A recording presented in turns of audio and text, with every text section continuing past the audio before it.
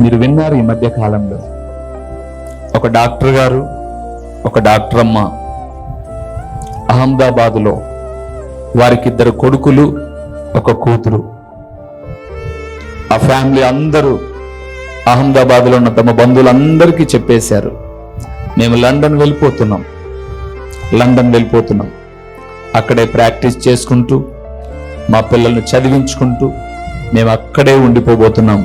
ఇక్కడున్న ఆస్తులన్నీ అమ్మేస్తున్నాం.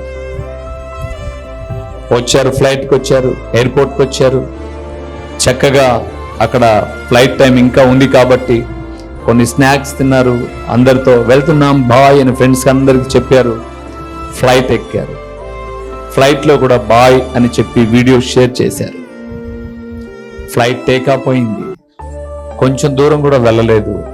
టేకాఫ్ అయిన ఫ్లైట్ బ్లాస్ట్ అయిపోయింది. ఒక్కసారిగా కుటుంబంలో 5 మంది ఏమైపోయారు? స్మాష్.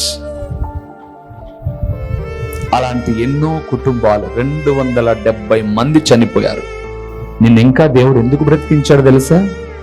నువ్వేదో పెద్ద భక్తివని, నువ్వేదో పెద్ద శక్తి అని, లేకపోతే నీ వల్ల దేవుని సేవకు ఏదో ఒరుగుతుందని కాదు. ఇంకా నీలో ఏదో లోపం ఉంది, సరి చేసుకోవడానికి దేవుడు నీకు ఇస్తున్న అవకాశం అది.